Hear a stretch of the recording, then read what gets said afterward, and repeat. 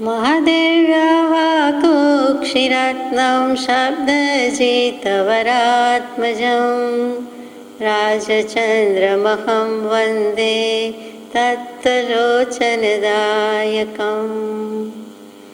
जेणे जाण्यो खरो आत्माने अन्यन्यने अक्षयपूर्णज्ञानिते सिद्धने धन्य छे। अज्ञानतिमिरान्धानां ज्ञानाञ्जनशलाकया चक्षुरुन्मीलितं येन तस्मै श्रीगुरवे नमः। सच्श्रुतने नमस्कार, असीम उपकारी आत्माने नमस्कार, तारक त्रिपुटी भगवंतने नमस्कार, महावित्रोने नमस्कार, महाविત્રો સમાન મુરબ્બીઓ મુમુક્ષુઓને નમસ્કાર।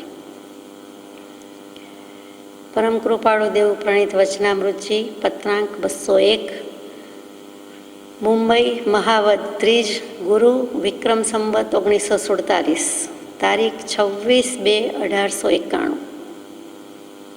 પરમ પૂજ્ય શ્રી સૌભાગભાઈને લખાયેલો પ્રસ્તુત પત્ર। અત્ર પરમાનંદ છે એ પહેલાં શીર્ષક છે કેવળ નિર્વિકાર છતાં પરબ્રહ્મ પ્રેમમય પરાભક્તિને વશ છે એ હૃદયમાં જેણે અનુભવ કર્યો છે એવા જ્ઞાનીઓની ગુપ્ત શિક્ષા છે। કેવળ નિર્વિકાર, કેવળ ફક્ત માત્ર શુદ્ધ, નિર્વિકાર વિકાર વિનાનું, વિકૃતિ વિનાનું, ફેરફાર વિનાનું, પરિવર્તન વિનાનું, સ્થિર, નિશ્ચલ, અડગ, સ્થિર જે કહીએ છીએ તે શુદ્ધ, ફેરફાર વિનાનું હોય, પરિણતિ હોય પણ શુદ્ધ જ હોય તો એ કોણ હોય તો કે શુદ્ધાત્મ તત્વ હોય તે હોય। એટલે નિર્વિકારનો અર્થ ફેરફાર વિનાનો કહેતા, વિકાર વિભાવ વિનાનો એટલે ફેરફાર વિનાનો, કોઈ પણ જાતનું પરિવર્તન થતું નથી, પરિવર્તનનું નર્તન થતું નથી, એટલે સંસાર ભાવ નથી, એ બીજું કોઈ નથી। શુદ્ધ આત્મા કયો અથવા તો બ્રહ્મ કયો અથવા તો પરબ્રહ્મ કયો। અહીંયા નિર્વિકારનો અર્થ અને પરબ્રહ્મનો અર્થ લેવાનો છે। તો પરબ્રહ્મનું વિશેષણ મૂક્યું કે કેવળ નિર્વિકાર, માત્ર ફક્ત તદ્દન ફેરફાર વિનાનું શુદ્ધ અસંગ દ્રવ્ય જ છે, એટલા માટે તો એને પરબ્રહ્મ કીધું છે। અને છતાં પરબ્રહ્મ શું કરે છે તો કહેવાય પરબ્રહ્મની વિચારણા કરવી પડે કે બ્રહ્મ કહેતા આત્મા તો પરબ્રહ્મ કહેતા સીધી સાદી વાત છે કે પરમાત્મા કહીએ તે। એક અથર્વવેદનો ઉપનિષદ છે એમાં પણ પરબ્રહ્મ નામ આવે છે, એ તો ઉપનિષદનું નામ થયું। બાકી પરબ્રહ્મ શું તો કે નિર્ગુણ નિરુપાધિક બ્રહ્મ, આત્મા ખરો, બ્રહ્મ ખરો, બ્રહ્મન તત્વ આત્મન તત્વ ખરું પણ નિર્ગુણ છે, સગુણ નથી, અને સોપાધિક એટલે ઉપાધિ સહિત નથી પણ નિરુપાધિક છે। એને હવે આધિવ્યાધિ ઉપાધિ કે પરિવર્તન પરિણમન કે એવું કાંઈ અશુદ્ધ છે જ નહીં। એટલે પરમાત્મા, પ્રભુ, સર્વોત્કૃષ્ટ, ચિદાત્મા, આ જે બધા વિશેષણ છે તે પરબ્રહ્મના છે। પરમ તત્વ, ઈશ્વર સાદી ભાષામાં તો પણ પરબ્રહ્મ। અહીંયા શ્રીમદ ભાગવતના અનુસંધાનમાં હોવાથી અને પરમ કૃપાળદેવે મૂક્યું છે, ખાસ કરીને ભાગવતના અનુસંધાનથી હોવાથી શ્રી કૃષ્ણ પરમાત્માનું બીજું નામ પણ પરબ્રહ્મ છે। જેમ પુરુષોત્તમ કહીએ છીએ એટલે બધા નારાયણ વાસુદેવને લાગુ પડે, છતાં આપણને શ્રી કૃષ્ણ મહારાજા જ અભિપ્રેત લાગે, તેવું જ અહીંયા છે કે શ્રીમદ ભાગવતની વાતથી શ્રી કૃષ્ણને સંબોધીને કહેવાયું છે તે પરબ્રહ્મની વાત છે। અને પરબ્રહ્મ એટલે બીજું કાંઈ નથી, જો ભાગવતના જ આધારે કહેતા હોઈએ તો આશ્રય તત્વ, ભાગવતના આશ્રયે વાત થતી હોય તો તે પરબ્રહ્મ એટલે બીજું કાંઈ નથી પણ શ્રી કૃષ્ણ, અને બીજું નામ કયું આશ્રય તત્વ। એટલે કેવળ નિર્વિકાર, કોઈ પણ જાતના ફેરફાર વિનાનું, તદ્દન વિકાર વિભાવ વિનાનું, શુદ્ધ બ્રહ્મ હોવા છતાં, શુદ્ધ આત્મા પરમાત્મા હોવા છતાં, સાદી ભાષામાં ભગવાન જેવો ભગવાન અથવા તો પરમાત્મા અથવા તો શ્રી કૃષ્ણજી હોવા છતાં પ્રેમમય પરાભક્તિને વશ છે।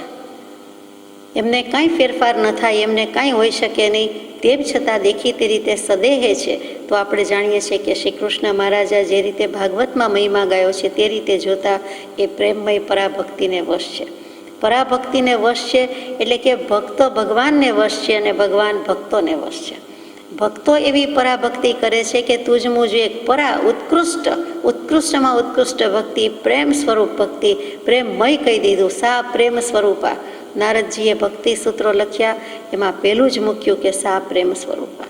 કે હવે હું ભક્તિની વાત કરું છું અને તરત જ બીજું વચન, અને આમ જુઓ તો પહેલું સૂત્ર તો કહી દીધું કે સા પ્રેમ સ્વરૂપા, સા પરમ પ્રેમ રૂપા, સા પરમ પ્રેમ સ્વરૂપા. એટલે વૈષ્ણવોને જે વાલા છે તે, અથવા તો શ્રી કૃષ્ણજી એની જે ભક્તિ કરનારા છે તે બધા તો કે પરાભક્તિવાળા. તો પરાભક્તિ તો પરમ મહાત્મ્ય જેનું છે એવી ગોપાંગનાની હતી, બીજા કેટલાની હતી, અર્જુનજીની હતી, પણ બધાની તો છે નહીં. અહીંયા શું કેવું છે કે આવા ભગવાન હોવા છતાં, પરબ્રહ્મ હોવા છતાં, બધાથી અસંગ રહેતા હોવા છતાં એ પ્રેમમય પરાભક્તિને વશ થાય છે. એટલે ભગવાન ભક્તને વશ થાય છે, ભક્તના હૃદયમાં પ્રવેશે છે. એ હૃદયમાં જેણે અનુભવ કર્યો છે એવા જ્ઞાનીઓની ગુપ્ત શિક્ષા છે. એ જેણે હૃદયસ્થ કર્યું છે, ગ્રંથસ્થ કર્યું છે, પોતાના હૃદયની ગ્રંથિમાં અડ્ડો જમાવ્યો છે. કોનો? તો કે પરમાત્માનો, પરાભક્તિનો. અને એવો જેને અનુભવ થયો છે, એટલે કે પરાભક્તિમાં જે લીન થયા છે, રત થયા છે, એવા જે કોઈ જ્ઞાની પરમાત્મા થયા આજ સુધીમાં, તેમની ગુપ્ત શિક્ષા છે, સાચવવા જેવી, હૃદયમાં રાખવા જેવી, અને છતાં અપ્રગટ છે, ગૂઢ શિખામણ છે. એ આ કઈ શિખામણ છે તે આગળ આવે છે, આપણે લઈએ કે પરાભક્તિનો મહિમા ગાયો છે. એ જે ભાગવતમાં અથવા તો ઇતર શાસ્ત્રોમાં પરાભક્તિ કહીએ, નવધા ભક્તિમાં કહીએ, તે છેવટની ભક્તિ છે કે આત્મા અને પરમાત્માનું એક થઈ જવું, તે છેવટની હદ છે, સીમા છે, અને તે પરાભક્તિ છે. અને તે પરાભક્તિ માટે જિનાગમથી જુઓ તો નિયમસાર જેવામાં કુંકુંદાચાર્ય ભગવંતે પણ યોગ ભક્તિ અને નિશ્ચય ભક્તિ કહી છે. તે બીજું કાંઈ નથી પણ પરાભક્તિ છે, માત્ર શબ્દનો ફેર છે. તો એ પરાભક્તિ, નિશ્ચય ભક્તિ, યોગ ભક્તિ કેવી રીતે? તો કે હવે જે પરમાત્માનું સ્વરૂપ છે, શુદ્ધાત્માનું સહજ સ્વરૂપીનું સ્વરૂપ છે, તીર્થંકર દેવનું સ્વરૂપ છે, તે જ મારું સ્વરૂપ છે. જીન સ્વરૂપ અને નિજ સ્વરૂપમાં કોઈ ભેદ નથી, એવો નિશ્ચય થઈ જવો. આ જ આત્માનો અનુભવ બીજો હોય તો બતાવે, પરમાત્મા પણ પૂછી શકનાર નથી એવો આત્મા અનુભવીને જે ખુમારી ખાતરીથી ધડાકા બંધ વાત કરી શકે, કહી શકે, નિશ્ચય થઈ ગયો, નિર્ધાર થઈ ગયો, એટલે એને નિશ્ચય ભક્તિ કીધી. અને ત્રીજું યોગ ભક્તિ કીધું. તો કે મારા મન વચન કાયાના યોગ છે એ પણ પ્રભુમય છે, પરમાત્મામય છે. એટલે જે કંઈ કહીએ છીએ, જોઈએ છીએ, બોલીએ છીએ, ગાઈએ છીએ, હસતા રમતા પ્રગટ હરી દેખું રે, મારું જીવ્યું સફળ તવ લેખું રે, એવી યોગ ભક્તિ આવી ગઈ છે.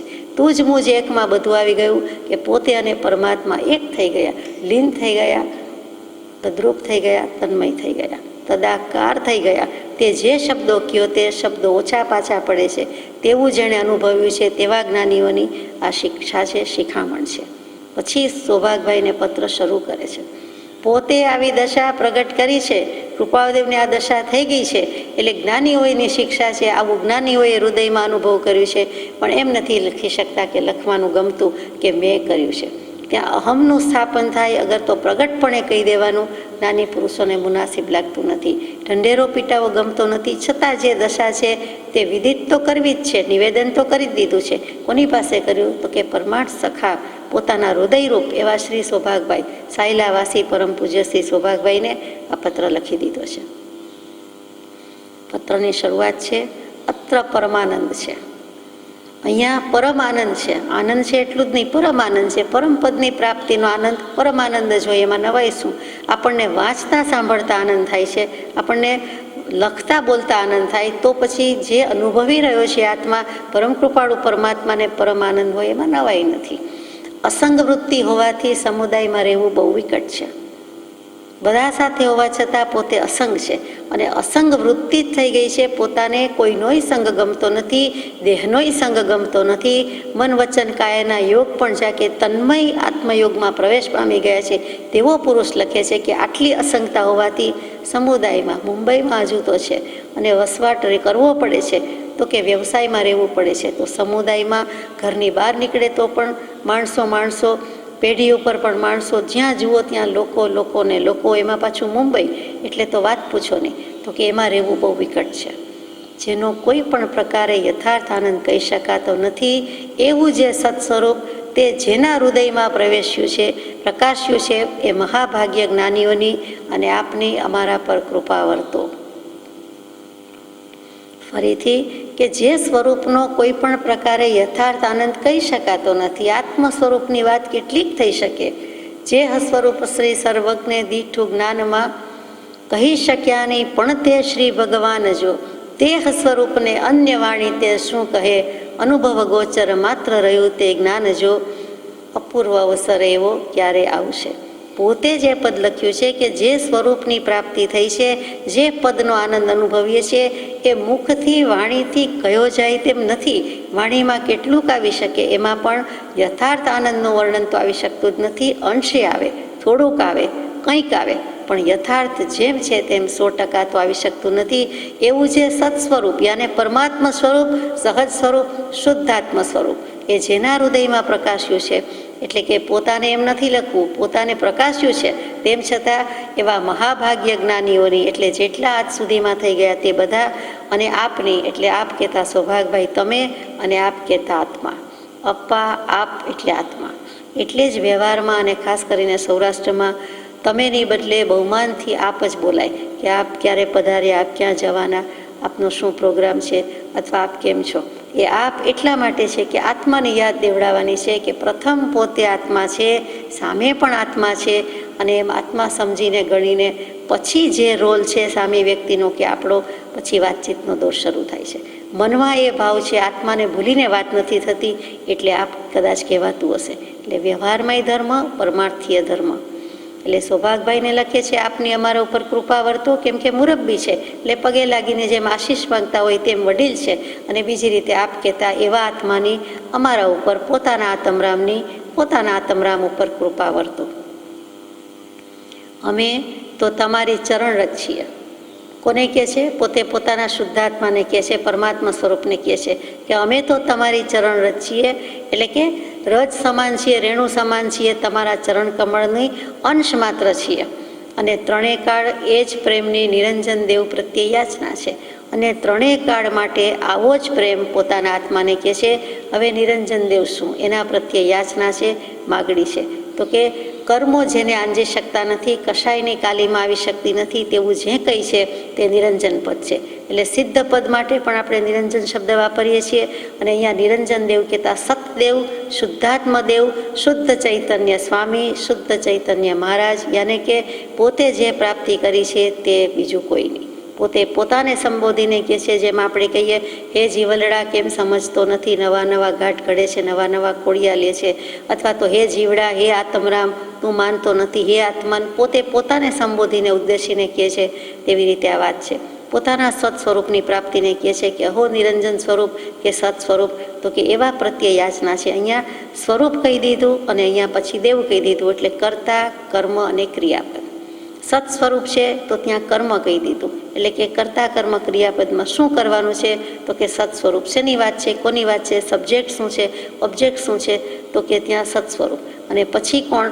તો કે જે કર્તા કેવો હોય તો તે કોની વાત ચાલે છે? તો કે આત્મરામની, નિરંજન દેવની. એટલે કે પોતે પોતાની પાસે જ યાચે છે, પોતે જ પોતાને કહે છે કે તેની કૃપા વર્તો, અને પોતાની જ માગણી છે કે હે આત્મા તું સીધો રહે, વ્યવસ્થિત રહે, શુદ્ધ રહે, તો સહજ સ્વરૂપને ભજે છે તો હવે તેમાં જ રહે, બીજા ઉપયોગમાં બીજામાં જવાની કોઈ જરૂર નથી. એટલે કે જેવો પ્રેમ પર પ્રેમ પ્રવાહ વડે પ્રભુ છે, સબ આગમ ભેદ સૂર વસે. તો કે એવો પ્રેમ પ્રગટ્યો છે પોતાના આત્મા પ્રત્યે, શુદ્ધાત્મા પ્રત્યે, તો એવો જ પ્રેમ ત્રણેય કાળ રહ્યો. હવે વચ્ચે ડખા શું જોઈએ? વચ્ચે વિઘ્ન નહીં જોઈએ, વચ્ચે અંતરાય નહીં જોઈએ. એટલા માટે માગણી કરી છે, યાચના કરી છે. આજના પ્રભાતથી નિરંજન દેવની કોઈ અદ્ભુત અનુગ્રહતા પ્રકાશી છે. આજનો દિવસ જ, આજનું પ્રભાત, ઉઠતા વેત, પરોઢ થતા વેત, પ્રભાત થતા વેત, પ્રવત્તા ભા એટલે પ્રકાશવું, તેના પરથી ભાન શબ્દ આવ્યો, તેના પરથી ભાનુ એટલે સૂર્ય શબ્દ આવ્યો, તેના પરથી ભાણ શબ્દ આવ્યો. તો કે ભા એટલે પ્રકાશ, પ્રકાશ થતાં પહેલાંનું જે કંઈ છે તે, એટલે કે પરોઢ. એટલે પરોઢિયું, પરોઢિયાથી સવારના પૂરમાં નહીં, પ્રભાતથી નહીં, પણ પ્રભાત એટલે સવાર પહેલાંનું પ્રભાત, એટલે પરોઢ કેવું છે કે ત્યારથી નિરંજન દેવની, એટલે કે શુદ્ધાત્માની, શુદ્ધ ચૈતન્ય સ્વામીની, અમારા આત્મરામની કોઈ અદ્ભુત અનુગ્રહતા પ્રકાશી છે. અમે માયલો મારા પર પ્રસન્ન થઈ ગયો, અમારો આત્મા અમારા પર પ્રસન્ન છે, મહેરબાન થયો છે. એટલે મહેરબાની છે, કૃપા કરી છે, અને અનુગ્રહતા પ્રકાશી છે. અનુગ્રહ શબ્દ બહુ મજાનો છે. કૃપા, મહેરબાની સાથે સાથે સ્વીકાર. અમારા આત્માએ આજે અમારા આત્માનો સ્વીકાર કર્યો છે, શુદ્ધાત્મ તત્વનો સ્વીકાર કર્યો છે. એટલે કે કન્વિક્શન આવી ગયું છે, પ્રતીતિ થઈ ગઈ કે હું જ આત્મા, હું જ શુદ્ધાત્મા. અને આ જ આત્મા અનુભવ અને આ જ આત્મા જુદો અને આ દેહ જુદો, એવો જે બે ફાટ જુદા અનુભવાય, બે કટકા જુદા દેખાય, બે ભેદ જુદા દેખાય, તેવી રીતે અનુભવ થઈ ગયો છે. એટલે કુમારીથી લખાયું છે કે કોઈક અદ્ભુત અનુગ્રહતા પ્રકાશી છે, આવું પહેલાં થયું નથી. આજે ઘણા દિવસ થયા ઈચ્છેલી પરાભક્તિ કોઈ અનુપમ રૂપમાં ઉદય પામી છે. અમે ઘણા દિવસથી ઈચ્છેલી પરાભક્તિ એટલે કે આજ્ઞા અને ઈચ્છા બંને એક જ છે. અમે અમારા આત્માને આજ્ઞા કરતા હતા કે પરાભક્તિ હોવી જોઈએ, ઉત્કૃષ્ટ ભક્તિ હોવી જોઈએ, નિશ્ચય નિર્ધાર થઈને અભેદ ભાવ આવવો જોઈએ, પરમાત્મા પ્રત્યે અનન્ય ભાવ આવે, અભિન્ન બુદ્ધિ થઈ જાય કે તારામાં ને મારામાં કોઈ ભેદ નથી. મા પ્રત્યેનું વાત્સલ્ય હોય, વાલ હોય, એથી તો ક્યાંય સવાયું વિશેષ. આ તો ઉપમા ન જડે એટલે આપણે મા તે માં, બીજા બધા વગડાના વા એમ કહીએ. અહીંયા પરમાત્માની વાત છે તો કે તેવી કોઈક પરાભક્તિ આજે ઉગી છે અને તે અનુપમ રૂપમાં ઉદય આવી છે. એને કોઈ ઉપમા આપી શકાતી નથી. એટલે એનું નામ જ અનુપમ, કે ઉપમા આપ્યાની જેને તમા રાખવી તે વ્યર્થ, આપવાથી નિજ મતિ મપાઈ મેં માની છે. જો ઉપમા આપું તો મારી મતિનું માપ નીકળી જાય, કારણ કે જે ભગવાને કહી દીધું કે ઉપમા આપી શકાય તેવું નથી, એવી રીતે અનુપમ રૂપમાં ઉદય પામી છે. કેવી રીતે છે આગળ જઈએ. ગોપીઓ ભગવાન વાસુદેવને મહીની મટુકીમાં નાખી વેચવા નીકળી હતી, એવી એક શ્રીમદ ભાગવતમાં કથા છે. કૃષ્ણચંદ્રને વેચવા નીકળી છે એવી એક કથા છે. એટલે સતયુગમાં હરિશ્ચંદ્ર થયા, ત્રેતાયુગમાં શ્રી કૃષ્ણ મહારાજા થયા, ત્રેતાયુગમાં રામચંદ્રજી થયા, દ્વાપર યુગમાં શ્રી કૃષ્ણજી થયા અને કળિયુગમાં રાજચંદ્રજી થયા. અહીંયા કોની વાત છે? કૃષ્ણચંદ્ર એટલે શ્રી કૃષ્ણ પરમાત્માની, વાસુદેવની. એટલે કે અહીંયા આપણને દ્વાપર યુગમાં લઈ ગયા છે કે ગોપીઓ ભગવાનને કૃષ્ણને મહીની મટુકીમાં નાખી વેચવા નીકળી હતી, એવી એક શ્રીમદ ભાગવતમાં કથા છે. શ્રીમદ ભાગવત શું? એક શાસ્ત્ર. ભાગવત સપ્તાહ બેસાડે તે, પોથી પધરાવે તે, પણ તે ખરેખર શું? તો કે શ્રીમદ કહેતા તો વિશેષણ છે કે એમાં આત્માની અનંત લક્ષ્મી, શ્રી, સરસ્વતી બધાની વાત આવે છે. શ્રીમાન, શ્રીમતી, શ્રીમદ કહીએ, મૂળ તો શ્રીમદ શબ્દ જ છે, એમાંથી બધા રૂપ બન્યા શ્રીમાન, શ્રીમતી. તો એ તો બધા ગુણ એમાં આવ્યા છે. અને ભાગવત ભગવત સ્વરૂપ પ્રત્યે લઈ જાય તે, ભક્તિ પ્રત્યે લઈ જાય તે, આપણને ભગવાન બનાવી દે તેવું જે શાસ્ત્રમાં વર્ણન છે તે શ્રીમદ ભાગવત. તો શ્રીમદ ભાગવત એટલે આમ જુઓ તો વ્યાસજીએ 18 પુરાણ લખ્યા, તેમાં પણ સમાવેશ થાય છે. એટલે એક પુરાણ પણ છે, એક મહાપુરાણ પણ કહેવાય છે, અને એને મહાકાવ્ય એટલે એપિક કહેવું હોય તો પણ કહેવાય. કે રામાયણ મહાભારત એ બીજું કાંઈ નથી પણ મહાકાવ્ય છે. એવી રીતે કલ્પના નથી એ પણ કહી દઉં, એ નરી વાસ્તવિક બનેલી ઘટના છે. કેટલાક એને રૂપક ને ઉપમા ને કલ્પના કહે છે, એ ગલત છે. હકીકતે બનેલું છે. 22માં તીર્થંકર નેમનાથ ભગવાનના સમયમાં શ્રી કૃષ્ણજી એમના કઝિન બ્રધર છે, કાકાભાઈજીના સગા ભાઈઓ છે, અને તે વખતે આ શ્રી કૃષ્ણજી, પાંડવો, કૌરવો વગેરે બધું થયું છે. એટલે કે બનેલું છે, હકીકતમાં બનેલું છે, અને એ પ્રમાણે કથા છે. તો એ શ્રીમદ ભાગવત કે જેમાં 12 સ્કંધ છે અને 365 અધ્યાય છે. એટલે આપણે યાદ રાખવા માટે વર્ષના 12 મહિના 365 દિવસ એ રીતે યાદ રહી જાય કે 12 સ્કંદ છે અને અધ્યાય 365 થાય છે. હવે એમાં એક કથા મૂકી છે. તે વાર્તા શું છે? તે પ્રસંગ આજે બહુ સ્મરણમાં રહ્યો છે. કૃપાળુદેવને તે દિવસે અદ્ભુત દશા થઈ છે અને આ પ્રસંગ યાદ આવી ગયો છે. આપણે તો લખેલું છે અને વાંચવાનો મહેનત કરીએ છીએ કે વિચારણાનો પ્રયાસ કરીએ છીએ, પણ કૃપાળુદેવને તો અંતર્જ્ઞાનથી, આત્મજ્ઞાનથી સ્ફુરી આવ્યું છે અને પછી આ પ્રસંગ લખીએ છીએ. બેમાં બહુ ફેર છે. અનુભવ દશા છે અને પછી આ યાદ આવ્યું છે એટલે લખ્યું છે. યાદ આવ્યું છે એટલે કંઈ ભાગવત ખોલીને વાંચવા બેઠા ને યાદ આવ્યું એમ નથી. પોતાની દશા થઈ અને અચાનક ભાગવતની કથાનું સ્મરણ થયું છે, ત્યાં મોટો ફેર પડી જાય છે. તો શું લખે છે કે અમૃત પ્રવહે છે ત્યાં સહસ્ર દળ કમળ છે, એ મહીની મટુકી છે, અને આદિપુરુષ તેમાં બિરાજમાન છે તે ભગવંત વાસુદેવ છે. તેની પ્રાપ્તિ સત્પુરુષની ચિત્તવૃત્તિરૂપ ગોપીને થતાં તે ઉલ્લાસમાં આવી જઈ બીજા કોઈ મુમુક્ષુ આત્મા પ્રત્યે કોઈ માધવલ્યો હારે કોઈ માધવલ્યો એમ કહે છે. અર્થાત તે વૃત્તિ કહે છે કે આદિપુરુષની અમને પ્રાપ્તિ થઈ અને એક જ પ્રાપ્ત કરવા યોગ્ય છે, બીજું કશુંય પ્રાપ્ત કરવા યોગ્ય નથી, માટે તમે પ્રાપ્ત કરો. ઉલ્લાસમાં આવી જઈ ફરી ફરી કહે છે કે તમે તે પુરાણ પુરુષને પ્રાપ્ત કરો, અને જો તે પ્રાપ્તિને અચળ પ્રેમથી ઈચ્છો તો અમે તમને તે આદિપુરુષ આપી દઈએ તેમ છીએ. મટુકીમાં નાખીને વેચવા નીકળ્યા છીએ. ગ્રાહક દેખી આપી દઈએ છીએ. કોઈ ગ્રાહક થાવો, કોઈ ગ્રાહક થાવો, અચળ પ્રેમે કોઈ ગ્રાહક થાવો, વાસુદેવની પ્રાપ્તિ કરાવીએ. ગોપીની કુમારી કેટલી છે? પ્રથમ તો એ જ સમજવાનું છે કે મટુકીમાં, મહીની મટુકીમાં, મહી કહેતા દહીં, બરોબર, એમાં શ્રી કૃષ્ણ પરમાત્મા કે કોઈ પણ પરમાત્મા કે કોઈ પણ વ્યક્તિ કે મનુષ્ય બેઠું હોય કે હોય ખરું? તરત જ લોકોને, લૌકિક જીવોને, જગતવાસી જીવોને સવાલ થાય. અને પછી મીરાબાઈએ પદ લખ્યું છે, હારે કોઈ માધવલ્યો, કોઈ માધવલ્યો, વેચંતી વ્રજ નારી રે, કોઈ માધવલ્યો, કોઈ માધવલ્યો.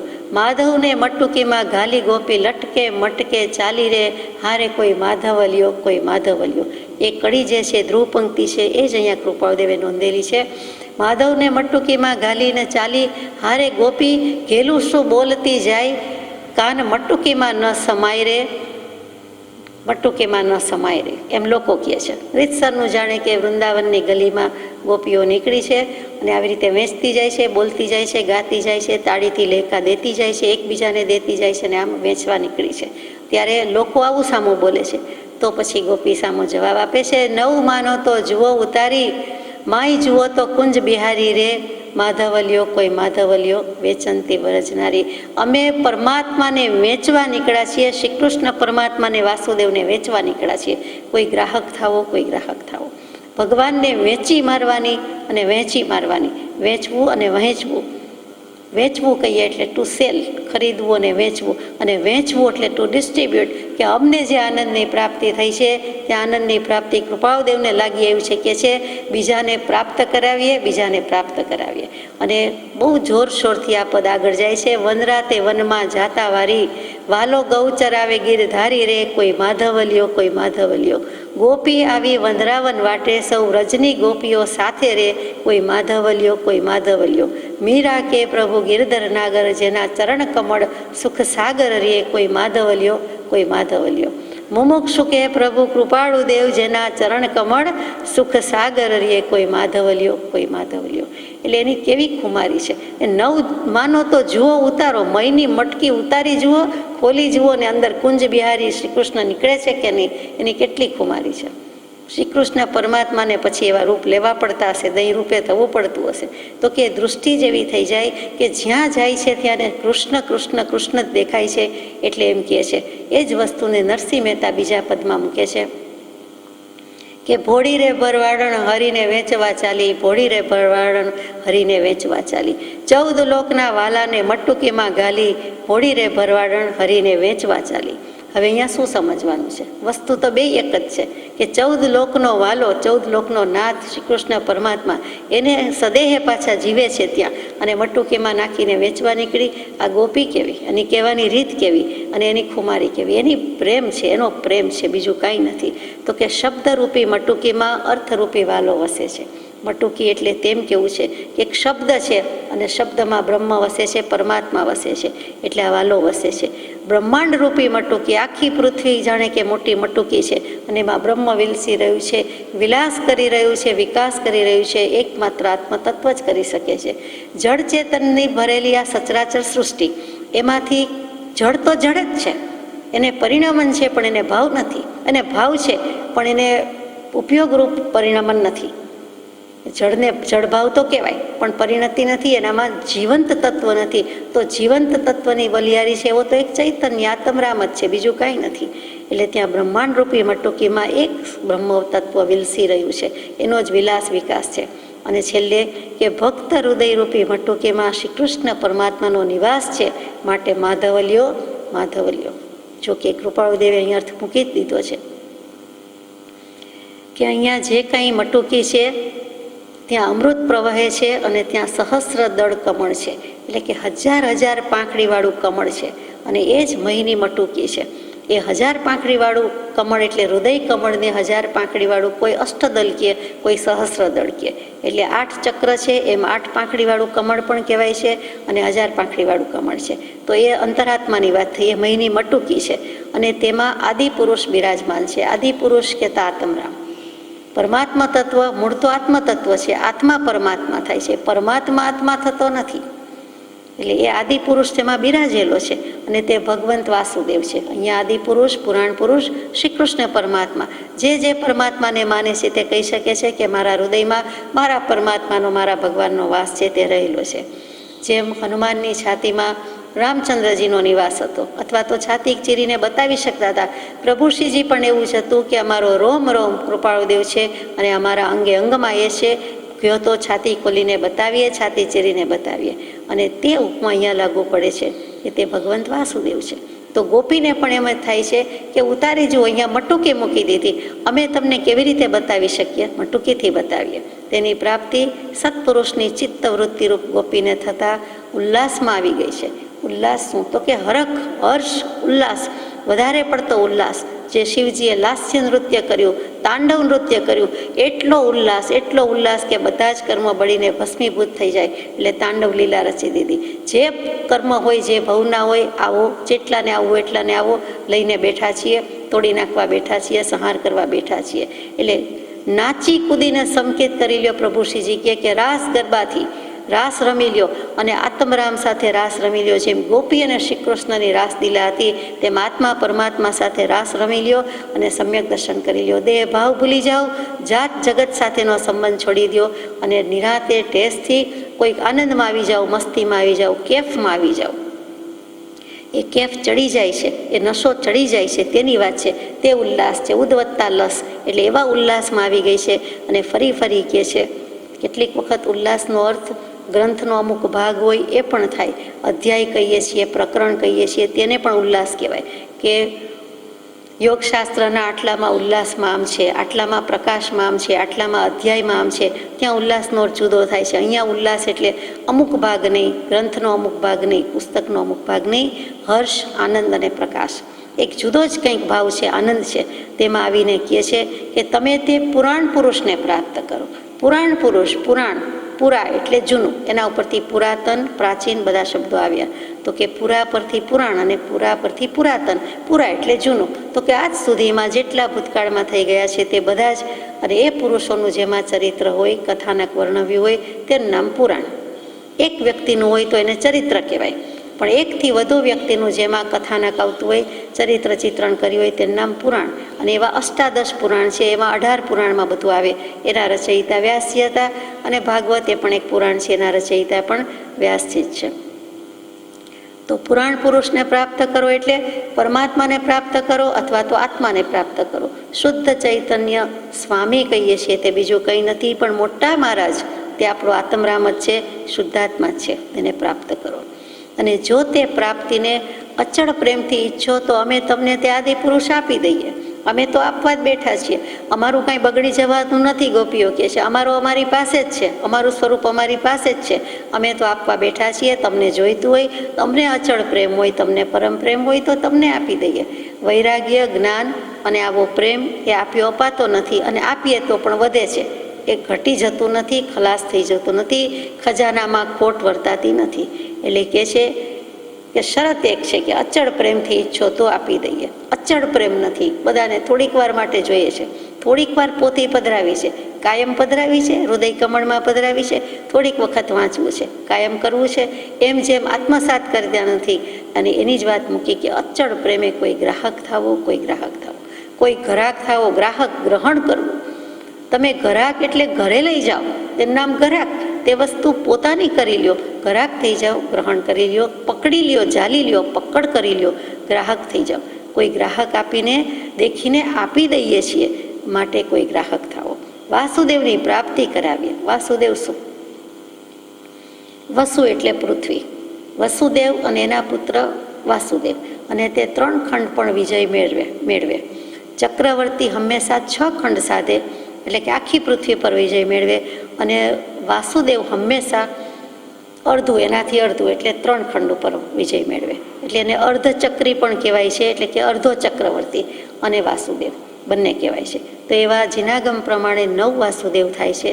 જેમ 24 તીર્થંકર થાય, 11 ગણધર થાય, પછી 9 વાસુદેવ થાય, 9 બળદેવ થાય, 9 પ્રતિવાસુદેવ થાય. 11 ગણધરની વાત જુદી રીતે કહેવાય છે. 11 ગણધર તો મહાવીર સ્વામીના હતા, પણ દરેક તીર્થંકર દેવના ગણધરની સંખ્યા જુદી જુદી છે. ઋષભદેવ ભગવાનની 84 હોય એમ જુદી જુદી છે. એટલે 12 ચક્રવર્તી છે એ શાશ્વત આંકડો છે. 24 તીર્થંકર, 12 ચક્રવર્તી, 9 બળદેવ, 9 વાસુદેવ, 9 પ્રતિવાસુદેવ. એમાં શ્રી કૃષ્ણજી એટલે 8મા વાસુદેવ છે. અને જરાસંઘ એ પ્રતિવાસુદેવ છે. હંમેશા નિયમ છે, નિત્ય નિયમ છે કે જે પ્રતિવાસુદેવ હોય એનો વાસુદેવ વધ કરે જ કરે, એની હત્યા કરે જ, એના હાથે જ એની હત્યા હોય અને ત્યાર પછી એ વાસુદેવ થાય અથવા ગણાય. તો વાસુદેવ એટલે અહીંયા ચોખ્ખું ચણક કહી દીધું, ભાગવતની વાત છે. એટલે કથાના નાયક છે કે પરમાત્મા છે તે શ્રી કૃષ્ણ પરમાત્મા, એટલે જ શ્રીમદ ભાગવતના આધારે હોવાથી વાસુદેવ કહેતા બીજા કોઈ નહીં પણ શ્રી કૃષ્ણ, અને શ્રી કૃષ્ણ પરમાત્મા કહેતા બીજા કોઈ નહીં પણ પરબ્રહ્મ, જે બધા પાસે હોય તે પરમાત્મા તત્વ રહેલું છે. તે અમે પરમાત્માની પ્રાપ્તિ કરાવીએ, અમે પ્રભુ આપી દઈએ. પણ અહીંયા ભક્તિ છે અને ગોપી છે, એને મન પ્રભુ શું ને પરમાત્મા શું. અમે કાંઈ ઉદ્ધવજીને કહી દીધું તમારા જ્ઞાનમાં સમજતા બમજતા નથી, અમારે મન તો જે કાંઈ છે તે એક શ્રી કૃષ્ણ પરમાત્મા, અમારો કાન, અમારો કાનો, અમારો માવજી, અમારો માવો, અને એ સિવાય કોઈ વાસુદેવ કે અમે બીજું કાંઈ જાણતા નથી. શ્રી કૃષ્ણજીને એમ થાય છે કે ગોપીઓ વિરહમાં છે, તડપે છે, તલસે છે, તો ઉદ્ધવજીને મોકલ્યા કે જાઓ એમને કંઈક જ્ઞાનની વાત કરજો, અથવા તો આ પ્રમાણે કંઈક તમારો સંદેશો આપજો, અમારા જય શ્રી કૃષ્ણ કહેજો કે જે કહેવું હોય તે. તો જય પ્રભુ જય શ્રી કૃષ્ણ પાઠવવા મોકલ્યા તો ખરા. ઉદ્ધવજી જાય પણ છે. ઉદ્ધવજી પણ ગાંજ્યા જાય એમ નથી, મહાપંડિત છે, શાણા પુરુષ છે, મોક્ષે જવા માટેના વૈરાગી છે, તે જ ભવે મોક્ષે જાય તેવી દશા છે. અને શ્રી કૃષ્ણજીના કાકા, સગા કાકાશ્રી પણ થાય અને પરમ સખા પણ થાય, પરમ શિષ્ય પણ થાય. અને શરૂઆતથી જ વૈરાગ્ય, સંન્યાસ, અને એમને ખબર હતી કે કેટલુંક યાદવાસ્થળી બળી જવાની છે, દ્વારિકા બળી જવાની છે, નાશ થવાનો છે, તો તેમને ત્યાં મોકલી દીધેલા. અને તેમણે હંમેશા વનવાસ વેઠીને આ પ્રમાણે મોક્ષની જ વાત કરી છે. આત્મકલ્યાણમાં લીન થયેલા ઉદ્ધવજી ગોપી પાસે જાય છે કે તમને વિરહ ચાલે છે. તો ગોપીને સંદેશો આપવા ગયા અને જ્ઞાનની વાત કરવા ગયા. ત્યાં તો ગોપી કહે છે કે અમારે કંઈ જ્ઞાન જોઈતું નથી, તમારે રાખવું હોય તો તમારી પાસે રાખો, અમારું તો વિરહમાં જ કલ્યાણ છે અને અમારો અમારી પાસે જ છે. અમારાથી જુદો હોય તો અમને એમ લાગે, અમને એવો વિરહ નથી. એ અમે શ્રી કૃષ્ણ ને ગોપી અમે એકમેક છીએ, એકમય છીએ, એક જ છીએ, એટલે અમને કાંઈ એવું નથી. અમે તો એના વિરહમાં, રઘવાટમાં ગાઈએ છીએ, ભક્તિ કરીએ છીએ, મસ્તીમાં રહીએ છીએ. તમારું જ્ઞાન તમારી પાસે. ઓન ધ કોન્ટ્રારી ઉદ્ધવજીને જ્ઞાન આપી દીધું કે પ્રેમ હોવો જોઈએ, ભક્તિ હોવી જોઈએ. તમે હજી શ્રી કૃષ્ણને તમારાથી જુદા માનો છો, અમે જુદા માનતા નથી, કોઈ જુદા પાડી શકે એમ નથી, અને જુદા માની શકે. ભૂલી ગયા હોય તો અમારે યાદ કરવાનું હોય, અમે ભૂલ્યા જ નથી, અમે અમે એમના સ્મરણમાં, સ્તુતિમાં, એમાં જ છીએ. એટલે એનું જ્ઞાન આપી દીધું. ઉદ્ધવજી અબડા શબ્દે શું કરે એમ કરીને ઉદ્ધવજીનો સંદેશો બહુ સુંદર છે. ઉદ્ધવજીનો સંદેશ એક જુદું આખું કાવ્ય પુસ્તક જ છે, પણ બહુ સરસ છે. ગોપીનો પ્રેમ તે ગોપીનો પ્રેમ. એક દાસી જીવણ થઈ ગયા, સૌરાષ્ટ્રના જ છે, અને પોતે દાસી નથી પણ દાસત્વ ભાવ સ્વીકાર્યું છે. એટલે ભગવાનની ભક્તિ ગોપી ભાવે, રાધિકા ભાવે અથવા તો દાસી ભાવે કરે છે. એટલે પોતાનું તખલ્લુસ રાખી દીધું કે દાસી જીવણ. બાકી પોતે પુરુષ પર્યાયમાં જ છે ને કવિ છે, ભગત છે, ભક્ત છે. અને તેમણે લખ્યું કે કલેજા કટારી રે, કલેજા કટારી મુને મારી રે, હૃદયા કટારી રે, મારા હૃદયમાં, હૃદયના કમળમાં, એટલે કે અંતઃસ્થલમાં 107 મર્મસ્થાનમાં હણાઈ ગયું અમારું હૃદય, જે મુખ્ય ભાગ છે ત્યાં જ કટારી વાગી છે. અને કોણે મારી છે, કોણે વગાડી છે? તો કે માડી મુને માવે લઈને મારી રે, માડી મુને માવે લઈને મારી રે. માવો એટલે બીજું કોણ? તો કે કાનજી, કાનો અને માવો. મારે ઘેર આવજે માવા, સવારે ઢેબરું ખાવા. એ જ માવાની વાત છે, એ જ માવજીની વાત છે, એ જ શ્રી કૃષ્ણ પરમાત્માની વાત છે. એણે મને પ્રેમની કટારી વગાડી છે, મારી છે, અને હવે હું એમાંથી બેઠી થઈ શકું એમ નથી, બેઠો થઈ શકું તેમ નથી. વારણા લવ વારી વારી રે, આજ દાસીને દિવાળી રે, વારણા લવ વારી વારી રે. આવી દશા ક્યાંથી આવે? આ તો અદ્ભુત દશા કહેવાય કે પોતે પરમાત્મા સ્વરૂપની, સત સ્વરૂપની પ્રાપ્તિ કરે. કૃપાળદેવને તે દિવસે, મહાવત ત્રીજના દિવસે કોઈ અદ્ભુત દશા થઈ છે, તેની વાત આગળ આવશે, આ પત્રમાં જ આવશે. કટારી ખોસી તે ખોસી, પછી એ જીવ લે જ લે. બીજા ઘણા શસ્ત્રો એવા હશે, પણ કટારીની વાત સાહિત્યમાં કંઈક જુદી જ છે. આ અધ્યાત્મ સાહિત્યમાં પણ એવું છે કે રામ બાણ વાગ્યા રે વાગ્યા વાગ્યા હોય તે જાણે, પછી રામના બાણ પાછા ન પડે, પાછા નીકળે નહીં, સોંસરવા હોય. એટલે એ જીવ જીવતા છતાં મરેલા જેવું થાય છે કટારી. અને કોના સ્મરણમાં જીવે છે, કોના ધ્યાનમાં જીવે છે, તો કે એકમાત્ર શુદ્ધાત્મ તત્વ, પરમાત્મા તત્વ, પરબ્રહ્મ. અને કલેજા મને કટારી વાગી રે, રુદિયા મારી રે, અને પોતે મારી છે એમ નહીં, પણ શ્રી કૃષ્ણના પ્રેમથી વિંધાઈ ગયા, એના બાણથી વિંધાઈ ગયા છે. આગળ જઈએ કે મટુકીમાં નાખીને વેચવા નીકળ્યાનો અર્થ સહસ્રદળ કમળમાં અમને વાસુદેવ ભગવાન મળ્યા છે. વાસુદેવ ભગવાન મળ્યા છે. મહીનું નામ માત્ર છે. મહી કહેતા દહીં તો એ કહેવા પૂરતું છે. અંદર તો કોને કેવું છે, શું કેવું છે? તો કે મટુકી જેની હોય નહીં, કાં તો પાણીની હોય કે દૂધની હોય કે દહીંની હોય. તો અહીંયા તો માખણની વાત આવ્યા કરે છે, એટલે મટુકીમાં દહીંની જ વાત આવ્યા કરે છે. તો કે એનો અર્થ જ આ છે કે સહસ્રદળ કમળમાં, એટલે અષ્ટદળ કમળમાં, અમારા હૃદય કમળમાં વાસુદેવ ભગવાન ચિતરેલા છે, બિરાજમાન થઈ ગયેલા છે. આખી સૃષ્ટિને મથીને જો મહી કાઢીએ તો માત્ર એક અમૃતરૂપ વાસુદેવ ભગવાન જ મહી નીકળે છે. આખી સૃષ્ટિમાં જળ અને ચેતન બે દ્રવ્ય, એમાંથી બધી વસ્તુ, અનંત વસ્તુ એની સાથે પાર પડે નહીં. તો કે બધી વસ્તુનો વિવેક કરવા માટે મુખ્ય વિવેક કરવાનો છે. એક એક વસ્તુને ગણીને લેવાશે નહીં, મુકાશે નહીં, એનો ત્યાગ નહીં થાય, ગ્રહણ નહીં થાય. આખી દુનિયાનો ત્યાગ એટલે મોહ અને આસક્તિનો જ ત્યાગ કરીએ તો આખી દુનિયા ત્યાગી દીધા જેવું છે. બાકી એક એક વ્યક્તિ વસ્તુને ક્યારે આપણે ત્યાગી શકીએ? તો આખી સૃષ્ટિને કહેતા સચરાચર સૃષ્ટિ, જળ, ચેતન, એમાં વિવેક તો એક ચેતન જ કરી શકે છે, જળ તો કાંઈ કરી શકતું નથી. તો એને મથીને વલોવીને રવૈયો ફેરવીને પણ જો માખણ કાઢીએ અથવા અમૃત કાઢવું છે તો શું નીકળે છે? તો જે મહીમાંથી મથીને માખણ નીકળે છે, તેવી રીતે માખણ કહેતા સત્વ, નવનીત તત્વ શું નીકળે છે? તો એકમાત્ર અમૃતરૂપી વાસુદેવ જ નીકળે છે. એટલે કે આત્મતત્વ જ નીકળે છે, બીજું કાંઈ નીકળતું નથી. બીજો બધો વિભાવ, પરિણતિ, માયા વગેરેનો તો ત્યાગ થઈ જાય છે. અહીં ભગવાન જ મહી નીકળે છે, એટલે મહીના બંને અર્થ થયા. મહી એટલે પૃથ્વી, મહી એટલે દહીં, અને અહીં મહી એટલે અંદર એ જ નીકળે છે. અંતસ્તત્વ, હૃદયના અતલ અતિ ઊંડાણમાં શું રહેલું છે? તો કે આત્મતત્વ જ રહેલું છે. એટલે મહી, દહીં, એનું પાછું મથન કરો, મનોમંથન કર્યું, એમ વલોણું કરો, તે બધું કરતાં જે માખણ નવનીત નીકળે છે તે ક્યાં નીકળ્યું? તો કે મહી. એટલે ત્યાં મહીનો અર્થ અંદર, ઇનસાઇડ, હૃદયમાં, શરીરમાં. ક્યાં નીકળ્યું? તો કે આત્મા અને દેહ બે ભેગા છે, તેમાં આત્મતત્વ અંગે અંગે આત્મપ્રદેશે શરીરમાં રહેલું છે. અહીંયા હૃદયની વાત કરી છે, તો કે મહીથી એટલે કે અંદરથી એ જ નીકળ્યું છે. એવું સૂક્ષ્મ સ્વરૂપ તે સ્થૂળ કરીને વ્યાસજીએ અદ્ભુત રીતે ગાય છે. આ વાત, આ ભક્તિની વાત વ્યાસજીએ અદ્ભુત રીતે ગાય છે. આપણે તો શું વધારે કહી શકીએ? એક એક શ્લોક ભાગવતનો વાંચતા જઈએ અને વિચારતા જઈએ કે સુખદેવજીએ પરીક્ષિતને કેવી રીતે બોધ આપ્યો અને વ્યાસજીએ શ્રીમદ ભાગવતમાં શ્રી કૃષ્ણ મહિમા કેવી રીતે ગાયો છે. અનેકવિધ પ્રસંગ છે, અનેકવિધ લીલા છે. તેમાં અહીંયા તો માત્ર એક ગોપીનો જ પ્રસંગ મૂક્યો છે, બાકી તો કેટલાય પ્રસંગો છે. પણ જ્યાં છે ત્યાં વ્યાસજીએ એક જ વાત ગાઈ છે, અને તે ભક્તિ, ભક્તિને ભક્તિ. આ વાત અને આખું ભાગવત એ એક જ ને પ્રાપ્ત કરાવવા માટે અક્ષરે અક્ષરે ભરપૂર છે. કૃપાળદેવ જેવા ભગવાન લખે છે કે આખા ભાગવતમાં આ એક આત્મતત્વને, એક પરમાત્મા તત્વને, એક વાસુદેવને પ્રાપ્ત કરવા માટે જ અક્ષરે અક્ષરે અદ્ભુત રીતે ગાયેલું છે. એક એક શબ્દ નહીં, કૃપાળદેવ તો કહે છે અક્ષરે અક્ષરે. અક્ષર ન ક્ષરતી, જે ક્ષય પામતું નથી તે અક્ષય, એવી રીતે ક્ષર એટલે ક્ષરણ થતું નથી, નાશ પામતું નથી, એવું જે કંઈ છે તે અક્ષર એટલે આત્મા. અક્ષર પુરુષોત્તમ કહીએ છીએ, તો કે અહીંયા અક્ષર અને પુરુષોત્તમ બંને આવી ગયા કે અક્ષરે અક્ષરે એક આ જ મહિમા ગાયો છે. તે અમને કૌંસમાં છે, એટલે મને કૃપાળદેવ માનાર્થી બહુવચન લખે છે કે અમને ઘણા કાળ થયા પહેલાં સમજાયું છે.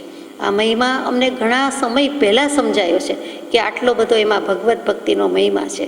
આજે અતિ સ્મરણમાં છે. આજે અતિ, અને પાછું 2 વાર લખ્યું અતિ. અતિ કહેતા જ અતિશય. તો અતિ શું? તો કે આપણે કહીએ ખૂબ, બહુ, અત્યંત. પણ અતિ કહેવાય શું?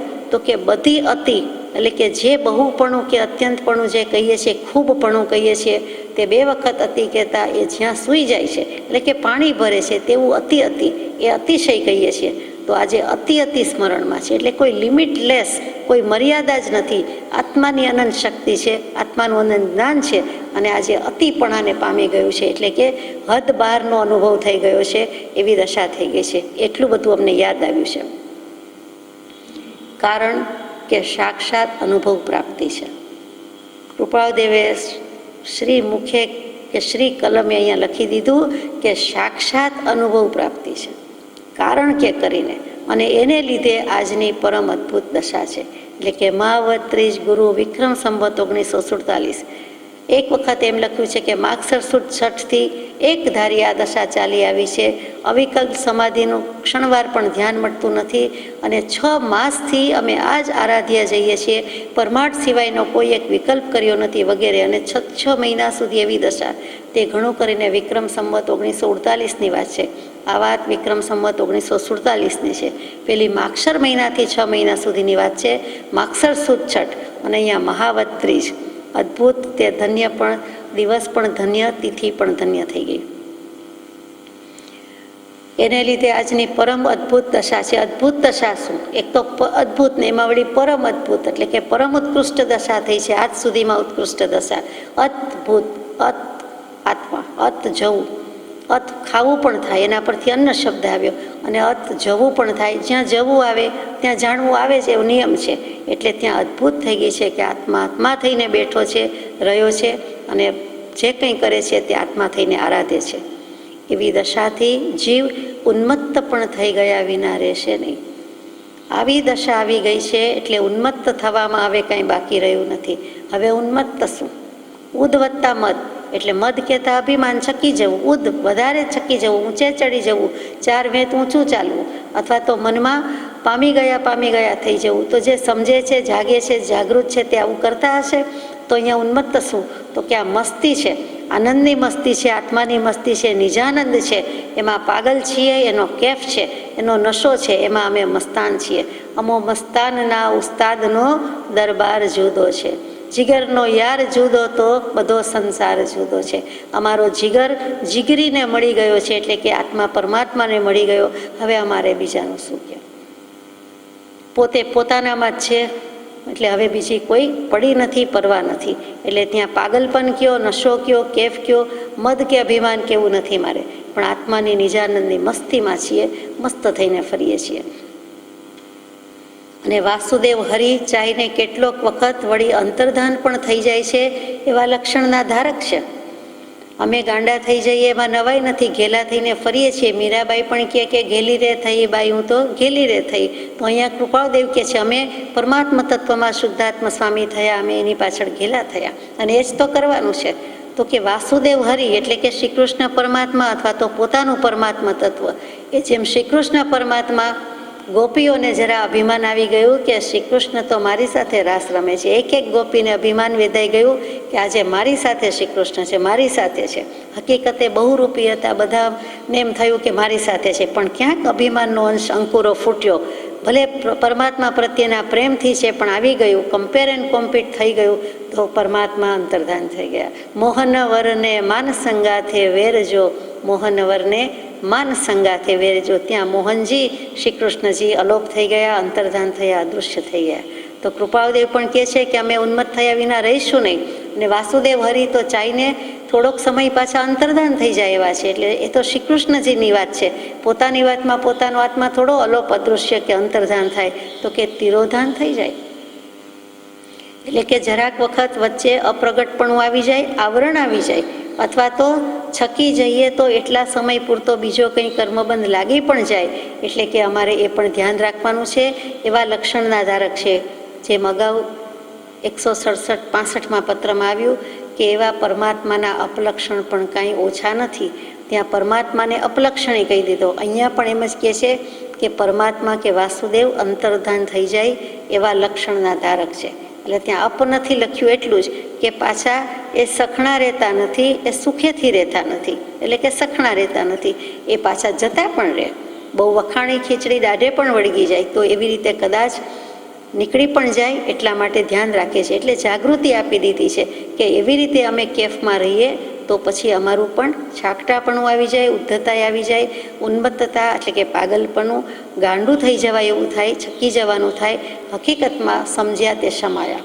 એટલે તેમ ન થાય એટલે કહે છે કે કે અમે તો અસંગતાને ઈચ્છીએ છીએ અને તમારો સહવાસ તે પણ અસંગતા જ છે, એથી પણ વિશેષ અમને પ્રિય છે. પહેલાં પણ 1-2 પત્રોમાં લખ્યું છે સૌભાગભાઈને કે તમારો સંગ કહેતા બંનેનો એક કક્ષાના, એક શ્રેણીના, એક દરજ્જાના વિચાર હોવાથી અને વેવલેન્થ કેટલીક મળતી આવતી હોવાથી એમ થાય છે કે આપણે મન મેલાપીનો સત્સંગ થાય, એનું કોઈક સાનિધ્ય હોય, કોઈક પેટ ખોલીને વાત થાય એવું થાય, હૃદય ઠલવાવા જેવું આ પરમાર્થના માર્ગમાં પણ કોઈ શાતા પૂછનાર જોઈએ એવા તમે છો અને તમારો સત્સંગ હોય, તમારી સાથે હોય, સહવાસ હોય તો પણ અમે અસંગત છીએ. એટલા માટે અમને એ પ્રિય છે અને અત્યારે તમારી ખોટ છે. આ કળિયુગની કૃપા છે કે જેને જેને છૂટવું છે, તરવાના કામી છે, તે બધા જુદી જુદી જગ્યાએ વસેલા છે, છૂટા પડી ગયેલા છે. તો અહીંયા પરમાત્માને, કૃપાળુદેવને અને સૌભાગભાઈને પણ એમ લાગે છે કે તમારો ત્યાં વસવાટ છે અને અમારે અહીં વસવાનું છે. એટલે કળિયુગ કેવો છે કે આપણને સાથે રહેવા દેતો પણ નથી. એ આશયનો પત્ર પણ આવે છે. એટલે આપણે કહી શકીએ સત્સંગની અત્ર ખામી છે. મુંબઈમાં બિરાજમાન છે અને સત્સંગ નથી, અને વિકટવાસમાં નિવાસ છે. મુંબઈમાં નિવાસ છે, વિકટવાસમાં મુશ્કેલીના ધામમાં મુકામ છે. મુંબઈ મોહમયી એટલે મુશ્કેલી, એમાં મુકામ છે. હરિ ઈચ્છા એ હર્યા ફર્યાની વૃત્તિ છે. પાછું સૌભાગભાઈ ચિંતા ન કરે એટલે કહે છે કે હરિ ઈચ્છા એ હર્યા ફર્યાની વૃત્તિ છે. હર્યા ફર્યાની વૃત્તિ કૃપાળુદેવ શું લખે? તો આપણી આજીવિકા પૂરતું મળી રહે છે એટલે હર્યા ફર્યાની વૃત્તિ છે. વૃત્તિનો એક અર્થ આજીવિકા થાય છે, જીવની થાય છે. તો કે અમારું જીવન, અમારી આજીવિકા જે કંઈ છે તે હર્યા ફર્યાની છે એટલે આપણું આજીવિકા પૂરતું નીકળી જાય છે, રડી લઈએ છીએ, કાંઈ વાંધો નથી, ચિંતા નથી, ખેદ નથી. અને હરી ઈચ્છાએ બીજી રીતે વ્યવહારનો જ અર્થ ન હોય, પરમાર્થનો અર્થ પણ હોય. તો પરમાર્થનો અર્થ શું કૃપાળુદેવ કહેતા હશે? તો એમ સમજાય છે કે હર્યા ફર્યાની વૃત્તિ છે એટલે અમે આટલી બધી ભક્તિમાં આવા બધા ભગવાન થયા, આ સ્વરૂપની પ્રાપ્તિ થઈ, તો અમે હવે અમારો આત્મા હરે છે, ફરે છે, ચરે છે, સ્થિર થાય છે, બધું આત્મામાં જ છે, બીજે ક્યાંય નથી. અમારી વૃત્તિ, અમારું વલણ, અમારી વર્તના, અમારો વ્યવહાર જે કાંઈ છે તે હરવું ફરવું આત્મામાં જ છે, શુદ્ધાત્મામાં જ છે, બીજે ક્યાંય જતા નથી. એટલે કંઈ ખેદ તો નથી. એક બાજુથી સત્સંગ નથી, એક બાજુથી સત સ્વરૂપની પ્રાપ્તિનો આનંદ છે. એટલે બંને રીતે લખે છે કે હરી ઈચ્છા એ હર્યા ફર્યાની વૃત્તિ છે એટલે કંઈ ખેદ તો નથી, પણ ભેદનો પ્રકાશ કરી શકાતો નથી એ ચિંતના નિરંતર રહ્યા કરે છે. અમને તો પ્રાપ્તિ થઈ ગઈ, પણ જે ભેદ પામ્યા, જળ ચેતનનો ભેદ પામ્યા, રહસ્ય પામ્યા, વિવેક કરી લીધો, તેનો પ્રકાશ કરી શકાતો નથી. એટલે કે તે અમે કોઈને પ્રગટ કરી શકતા નથી, પ્રસિદ્ધ કરી શકતા નથી. અમને જે પ્રકાશની પ્રાપ્તિ થઈ, આનંદની પ્રાપ્તિ થઈ, ઉલ્લાસની પ્રાપ્તિ થઈ, અમારા સ્વરૂપની ઉપલબ્ધિ થઈ, એ અમે કોઈને જાણી જોઈને જાહેર ખબરથી જાહેરાત કરીને પ્રસિદ્ધ કરી શકતા નથી, પ્રગટ કરી શકતા નથી. અંદર છે પણ વ્યક્ત કરી શકતા નથી. એની ચિંતના એટલે એની વિચારણા હંમેશા રહ્યા કરે છે. એટલે ભૂલી ગયા નથી સૌભાગભાઈને કે બીજા બધાને, અથવા મુમુક્ષુનું કલ્યાણ કરવાની ભાવનાને અમે કંઈ ભૂલી ગયા નથી. એ એક ચિંતના નિરંતર રહ્યા કરે છે. ભૂધર એક આજે કાગળ આપી ગયા, તેમજ આપનું પરભારું એક પત્તું પણ મળ્યું. એટલે ભૂધરદાસ નામના એક મુમુક્ષુ કે કોઈ જીવ છે, એની સાથે સૌભાગભાઈ એક પત્ર મોકલ્યો છે, તે કૃપાળુદેવને મળી ગયો. એટલે પહોંચ આપે છે કે ભૂધર આજે એક કાગળ આપી ગયા અને આપનું પરભારું એક પત્તું મળ્યું. આ તો ભૂધરદાસભાઈ નામ જ હતું, પણ કેટલીક વખત પરમાત્માની વિનોદી રમૂજી શૈલી છે. નામ ગમે તે હોય, પણ બ્રાહ્મણ હોય તો એને પણ ભૂધર લખે ખરા. એટલે અહીંયા તો આ ભૂધરદાસભાઈની વાત છે કે આપનું એક પરભારું પત્તું પણ મળ્યું. કે બીજું પરભારું, સૌરાષ્ટ્રમાં ખાસ બોલાય પરબારું અથવા પરભારું. ખરેખર પરભારું લખાય, પણ બોલવામાં આપણે પરબારું ને પોણાબારું એમ બોલીએ છીએ. તો કે પરભારું એક પત્તું મળ્યું એટલે કે તમારે એક ભૂધરભાઈ સાથે મોકલેલું મળ્યું અને તમારું પરભારું એટલે બાય પોસ્ટ સીધું પણ એક પુસ્તક મળ્યું છે. આ પુસ્તકને એક પત્તું મળ્યું છે. અને સીધું પણ કહેવાય અને તરત જ પણ કહેવાય. સવારે મોકલ્યું અને સાંજે મળી જાય. તે વખતે ઘણા વર્ષો સુધી આપણે જાણીએ છીએ કે 2 વખત પોસ્ટની ડિલિવરી થતી, મેઇલ 2 વખત આવતી, સવારે ને બપોરે. તો બપોરનામાં આવ્યું હોય અથવા સવારે લખીને બપોરે પહોંચી જાય તો પણ એમ કહેવાય કે તરત જ મળ્યું, અથવા આજનું કાલ મળી જાય. એક ટંક બપોરમાં મળી જાય, સાંજનું સવારે મળી જાય તો પણ તરત જ. એટલે પરભારું કહેતા સીધું મળ્યું, પરભારું કહેતા તરત જ મળ્યું. મણીને મોકલેલી વચનાવલીમાં આપની પ્રસન્નતાથી અમારી પ્રસન્નતાને ઉત્તેજનની પ્રાપ્તિ થઈ. મણીને મોકલેલી વચનાવલી એટલે કે પત્રાંક 200 આપણે જે 14 બોલ પૂરા કર્યા, યથાશક્તિ વિચાર્યા, તેમાં અમારી પ્રસન્નતા અને તમારી પ્રસન્નતા એટલે સૌભાગભાઈએ એની ખુશી બતાવી પહોંચ લખી છે કે હું બહુ ખુશ થયો, કે મને બહુ આનંદ થયો કે આપે મણીને પુત્ર મણીલાલને કંઈક મોકલ્યું, પ્રસાદી આપી. એટલે કૃપાળદેવ એની પહોંચ આપે છે કે આપની પ્રસન્નતાથી અમારી પ્રસન્નતાને ઉત્તેજનની પ્રાપ્તિ થઈ. તમે ખુશ તો અમે ખુશ, તમને આનંદ તો અમને પણ આનંદ થયો, અને અમારા આનંદમાં વધારો થયો, ઉત્તેજન મળ્યું, પ્રોત્સાહન મળ્યું. પાછું અહીંયા આપ એટલે આત્માની તો છે જ. સૌભાગભાઈની પ્રસન્નતા, આપની પ્રસન્નતા, આત્માની પ્રસન્નતા, બંને શબ્દો છે. સંતનો અદ્ભુત માર્ગ એમાં પ્રકાશ્યો છે. પોતે જ લખે છે, એટલે કેટલી બધી મહત્તા હશે વચનોની, કે સંતનો અનંતકાળના અનંત સંત થયા તે બધા સંત જેણે સત પ્રાપ્ત કર્યું છે તેનો અદ્ભુત માર્ગ તેમાં પ્રકાશી દીધો છે કે જ્ઞાનની પ્રાપ્તિ જ્ઞાની પાસેથી થાય, દીવે દીવો પ્રગટે વગેરે જે કહ્યું છે તે એમાં અદ્ભુત રીતે કહી દીધું છે. જો મણી એટલે કે મણીભાઈ એક જ વૃત્તિએ એ વાક્યોને આરાધશે અને તે જ પુરુષની આજ્ઞામાં લીન રહેશે તો અનંતકાળથી પ્રાપ્ત થયેલું પરિભ્રમણ મટી જશે. મણીભાઈને લખી તો દીધું 14 વચન, પણ હવે એમાંથી કંઈક આજ્ઞામાં લીન થશે એક જ વૃત્તિએ, એટલે કે એકમાત્ર આત્મવૃત્તિથી, એકમાત્ર ઉદાસીનતાથી કરશે તો થશે. મને કંઈક પ્રસાદી મળી ગઈ ને મૂકી રાખો, ચાલો આનંદ થયો, સારું થયું, થાય તેટલું કરશું, આપણે તો આપણી ચાલે ચાલો, તો એમ કાંઈ સ્વચ્છંદ વિલય થાય નહીં. હવે જ્ઞાની પુરુષ કે પરમ કૃપાળુ દેવની આજ્ઞામાં બરોબર રહેવું જોઈએ અને 10 વચન બરાબર પાડવા જોઈએ. અને કેવી રીતે? તો કે એક જ વૃત્તિએ એટલે શુદ્ધ વૃત્તિએ, શુદ્ધ ભાવથી, અને જે કાંઈ કીધું છે તે પ્રમાણે વચ્ચે બીજું કાંઈ ન આવે તે રીતે. અહીંયા લૌકિક ભાવથી કે લૌકિક વૃત્તિથી, સાંસારિક વૃત્તિથી આરાધવાના નથી. એક કહેતા આત્મા જ છે, અને એક જ વૃત્તિ એટલે આત્મવૃત્તિએ, શુદ્ધાત્મવૃત્તિએ. અને પુરુષની આજ્ઞામાં લીન રહેશે. થોડું ઘણું પાડે એમ નહીં, 2-4 વચન પાડે, થોડો સમય પાડે એમ નહીં, પણ તે જ પુરુષની આજ્ઞામાં લીન ક્યારે કહેવાય? તો કે લયલીન કહીએ છીએ તે, કે એની જ લેહ લાગે, એમાં જ તલ્લીન થઈ જાય, તદ્રુપ થઈ જાય, તદાકાર થઈ જાય, તેના મય થઈ જાય, ત્યારે આત્મા પ્રાપ્ત થાય છે. તો અનંતકાળથી પ્રાપ્ત થયેલું પરિભ્રમણ મટી જશે. આજ સુધી રખડપટ્ટી છે, રજડપાટ છે, એક ભવમાં પરમ કૃપાળુદેવ મળ્યા, તે જ્ઞાની પુરુષ છે એવી પ્રતીતિ થઈ, એ પરમાત્મા છે એવી પ્રતીતિ થઈ, અને એમણે વળી 10 વચન 14 વચનની કૃપા કરી, અને એ કૃપા કર્યા પછી, આટલું મળ્યા પછી, બધી સાધન સામગ્રી મળ્યા પછી, જો હવે ભરે ભાણે ભૂખ્યા રહે તો પછી કોઈ એના જેવું મૂર્ખ નહીં કે આપણા જેવું મૂર્ખ નહીં. આપણને એટલું જ લાગવું પડે છે કે મહાપ્રયાસે જેટલા ફરસાણ, વાનગી, મિષ્ટાન જે કહ્યો તે ભર્યો થાળ તૈયાર છે, અને હવે જમી ન લઈએ.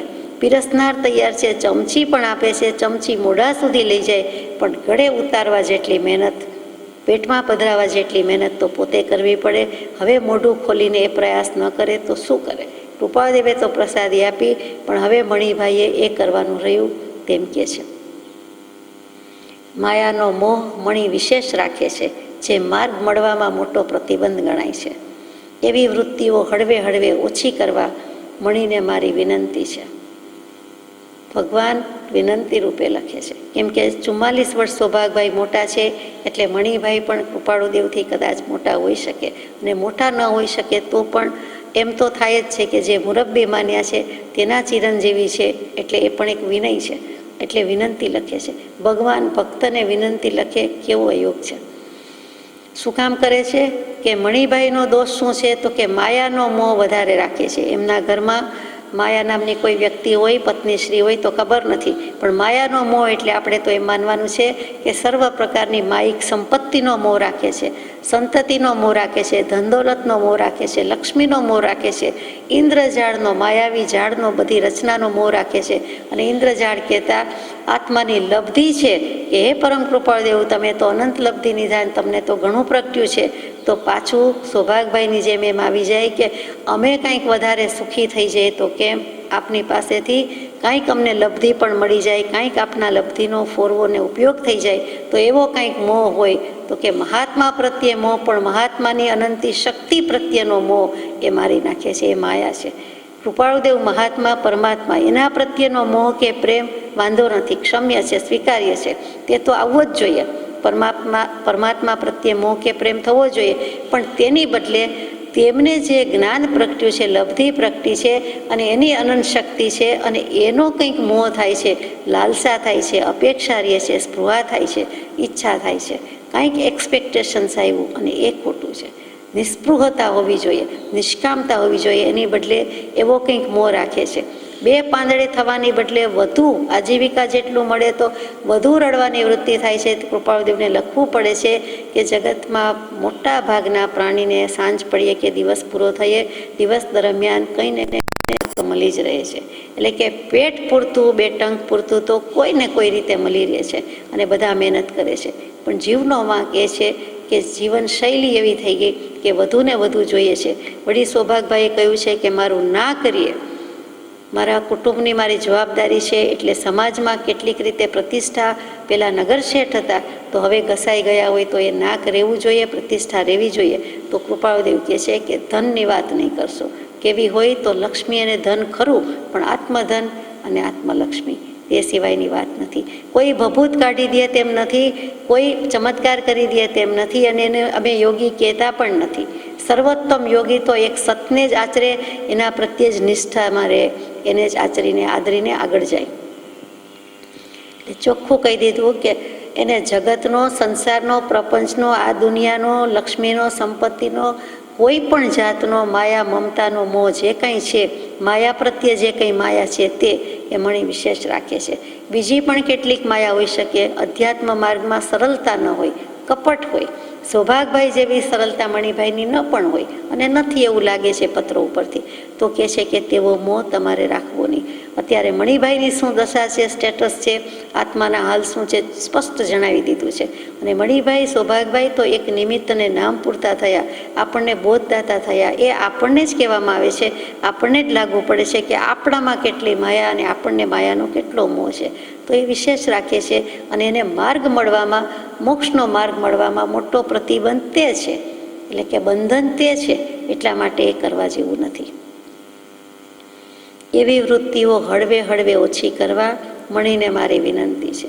એક સામટી તો જશે નહીં, પણ વૃત્તિનો ક્ષય તો જ્યારે થાય ત્યારે થાય, પણ વૃત્તિ ધીમે ધીમે ઓછી તો થાય. એટલે કશાય સંપૂર્ણ ક્ષય ન થાય તો કશાયની ઉપશાંતતા તો થાય, મંદ તો થાય, પાતળું તો પડે. તો તેમ કરવા માટે મણીને વિનંતી છે. આપને જે પૂર્ણ પદ ઉપદેશક કક્કો કે પદ મોકલવા ઈચ્છા છે તે કેવા ઢાળમાં અથવા રાગમાં, તે માટે આપને યોગ્ય લાગે તે જણાવશો. હવે સૌભાગભાઈને પૂછે છે, લખે છે કે મેં તમને જે પૂર્ણ ઉપદેશ કક્કો પદ મોકલવા ઈચ્છા કરી છે અથવા તો કરું છું, તો એમાં કયો રાગ જોઈએ છે કે કયો ઢાળ તમને ફાવશે. એ પણ પૂછે છે કે તમને જેવું ગમતું હોય, ફાવતું હોય. એમ આપણને થાય કોઈ બંધાક્રાંતા લખે તો સારું, વસંત તિલકા વધારે ગમે, અરે હરિગીત વધારે ફાવે, એમ કંઈક જે કંઈ છંદ રાગ હોય તો પૂછે છે. એ જમાનામાં જ્ઞાની પુરુષો કક્કાથી બોધ આપતા. આમ પણ કક્કો મુખ્ય છે, ભાષાનું માધ્યમ છે, કથી જ્ઞ સુધીની યાત્રા છે. એ 52 બહારની વાત આત્માની વાત છે, 52 બહારની વાત. 52 કાર્ડ્સ કહીએ છીએ, 52 મૂળાક્ષર, સ્વરાક્ષર, વ્યંજનાક્ષર બધું પણ આવ્યું. એટલે કથી જ્ઞ સુધી કહીએ છીએ જે 36 મૂળાક્ષર છે, અ આ ઈ એ 12 સ્વર છે, અને ત્યાર પછી પહેલાં વ્યંજન છે, એટલે 36 ને 12 48, અને પછી રૂ રૂ રૂ રૂ એ જે કહીએ છીએ 4, તે આજની ગુજરાતીમાં કે કોઈ ભાષામાં ખાસ વપરાતા નથી, એટલે લગભગ લોપ જેવા થઈ ગયા છે. ઋષિનો રૂ એક વાપરીએ છીએ, ઋતુનો રૂ વાપરીએ છીએ, બાકી બીજા 3 વપરાતા નથી, અથવા આપણને એનો ખ્યાલ નથી, અથવા વાપરવા બોલવા અઘરા પડે છે. પણ એ 36 + 12 + 4 એટલે 52 એ કક્કો બારકડીના મૂળાક્ષર કહેવાય. અને 52ના 12ની વાત છે, એટલે કે ભાષામાં, શબ્દમાં ન આંકી શકાય, ન લખી શકાય એવી વાત તે આત્માની અનુભવની, આત્માની પરિણતિની વાત છે. એ તેમ છતાં અહીંયા ભાષા માધ્યમ છે. તો પૂર્ણ પદ ઉપદેશક એટલે પૂર્ણ પદ બીજું કાંઈ નથી પણ મોક્ષનું પદ, નિર્વાણ પદ, પરમ પદ, એવી એના માટે એનો ઉપદેશ આપતો હોય તેવું. એટલે ક ઉપરથી પણ એ ભગવાનની વાત, મોક્ષના માર્ગની જ વાત આવે, ખ પરથી એ જ આવે, ગ પરથી એ જ આવે. એ જમાનામાં કેટલાક જ્ઞાની પુરુષો આવી રીતે કક્કો લખતા. બીજા કેટલાકે લખ્યો છે, પ્રીતમ સ્વામીએ પણ લખ્યો છે, અખાજીએ પણ લખ્યો છે, બીજા ઘણાએ લખ્યો હશે, પણ કૃપાદેવ કહે છે કે મારે એક અક્કો કે પદ મોકલવા ઈચ્છા છે, તો કેવા ઢાળ કે રાગમાં લખવું. ઘણા ઘણા પ્રકારથી મનન કરતાં અમારો દૃઢ નિશ્ચય છે કે ભક્તિ એ સર્વોપરી પદાર્થ છે અને તે સત્પુરુષના ચરણ સમીપ રહીને થાય તો ક્ષણવારમાં મોક્ષ કરી દે તેવો પદાર્થ છે. સર્વોપરી વાત કઈ આવી તો કે જ્ઞાન માર્ગ, ભક્તિ માર્ગ, ક્રિયા માર્ગમાં ભક્તિ માર્ગ સર્વોત્કૃષ્ટ છે. અમારો દૃઢ નિશ્ચય છે અને ઘણા ઘણા પ્રકારે, ઘણી ઘણી રીતે, બહુ પ્રકારે, જાજી રીતે, જેટલી થઈ શકે તેટલી રીતે કૃપાદેવે વિચાર કરીને લખ્યું છે. અને પાછો હવે નિર્ધાર છે, દૃઢ નિશ્ચય છે, ભક્તિ એ જ સર્વોપરી પદાર્થ છે અને એમાં સત્પુરુષના ચરણ સમીપ રહીને થાય એટલે તો ખેલ ખલાસ, સંસારની બાજી પૂરી, મોક્ષી મોક્ષ, પરમાર્થની પ્રાપ્તિ થાય. વિશેષ કંઈ લખ્યું જતું નથી. પરમાનંદ છે પણ અસત્સંગ છે, અર્થાત સત્સંગ નથી, એટલે કે તમારો સત્સંગ નથી, કોઈનો નથી. વિશેષ આપની કૃપા દૃષ્ટિએ જ વિનિત આજ્ઞાંકિત. અને અહીંયા જે ભક્તિની વાત મૂકી છે તે ભાગવતમાં ઘણી બધી વાત મૂકી છે. તેમાં જે કાંઈ કીધું છે તેના સારાંશ રૂપે એટલું જ છે કે ભક્તિ સિવાય કાંઈ નથી. ભક્તિ માર્ગ છે, વહાણ છે, દુર્ગ છે, અસ્ત્ર છે, પરમ ધર્મ છે, ઔષધ છે, નૌકા છે, આત્મલબ્ધિનો ઉપાય છે, પાપનો નાશ કરનાર છે, આતપત્ર એટલે છત્ર છે અને તે મોટામાં મોટું સાધન છે. સજાત્મ સ્વરૂપ પરમ ગુરુ.